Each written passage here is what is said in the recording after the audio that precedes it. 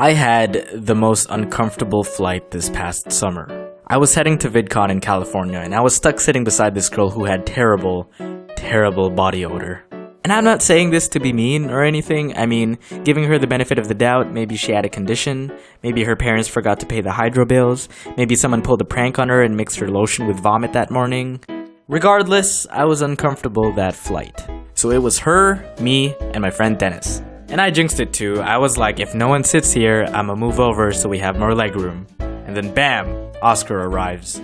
And her dad sat like a few rows away, so either they really procrastinated on booking their flight, or he knows what's up. The flight lasted 3 hours, and you'd think after being exposed for that long, my nose would have adapted, but no. The stench remained as strong as ever. I had no choice but to try to sleep, but that proved to be a more difficult task than simply trying to ignore the smell. I eventually did, but only to find myself awake 30 minutes later from the tears of my nostrils. What made it worse was that Dennis and I were both wearing V-necks, so we couldn't subtly cover our noses without making it obvious and attacking her self-esteem. I mean, she should be vaguely aware of herself, right? Either way, we tolerated it and eventually landed in Dallas, Texas for a layover, and were back in flight within the hour. Once more, Dennis and I were in a 3-seat row, and me being the brilliant comedian, jinxed it again and said, "Haha, what are the chances that we'd be sitting next to her again?" And according to the rules of irony, that meant bad news for me. Bam. What up, bitches? Except she didn't sit beside us this time. Instead, we got this guy, who sat directly behind the girl. Unfortunately, her radius of impact was much wider than we expected, and we still fell within the blast zone. For another 3 hours. Again, her dad didn't sit beside her and was a few rows away. He knows.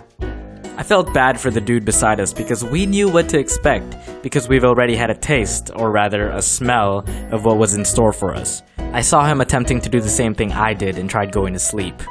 Keyword tried. The worst part of all of this was that we couldn't even complain about it to anyone. There was no one we could blame or plead a compensation from. Excuse me, ma'am, I apologize, but we've been asked to move you due to your unbearable stench. Nah, we couldn't do that. Yep. I know that feel, bro.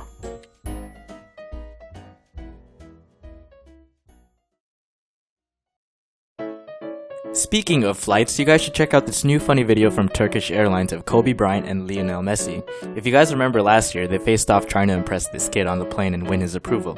This year, they continue their rivalry in a selfie off. I know many of you can't resist Instagramming on the plane, especially during takeoff and capturing that beautiful sunset.